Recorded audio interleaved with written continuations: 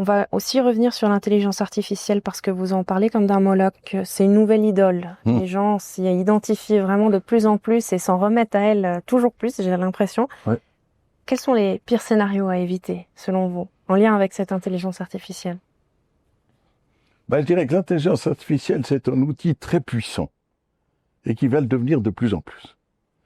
Mais qui, justement, à un moment donné, peut devenir une nouvelle idole et puis peut devenir, et est déjà un Moloch.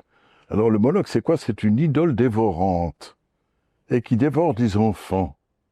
Et là, aujourd'hui, déjà, vous avez des gens qui vous disent, mais écoutez, il y a des milliers, peut-être demain de millions, de femmes, d'enfants, d'hommes, qui vont servir pour alimenter l'intelligence artificielle. Et je pense que justement, servir, mais dans des conditions d'esclaves. Donc c'est là, véritablement, où cette intelligence artificielle est extrêmement préoccupante. Elle est préoccupante parce que elle nie justement la nature humaine. Elle nie la dignité et puis même souvent nie la vie. Et puis en fait, l'élément encore, c'est que certains apôtres, si je peux dire entre guillemets, de l'intelligence artificielle vous disent, mais grâce à cela, nous allons acquérir la vie immortelle. Grâce à cela, nous allons même pouvoir réorganiser l'univers.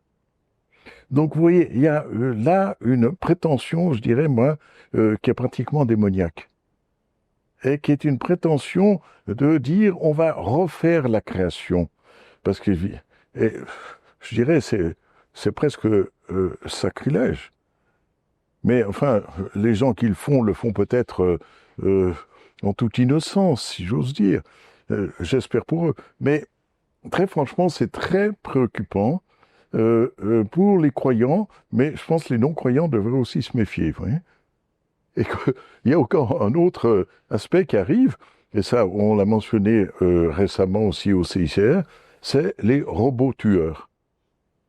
Et en fait, c'est des machines à tuer qui prendraient toutes seules la décision de tirer, de tuer, de détruire. Je pense que là, on a aussi un vrai problème.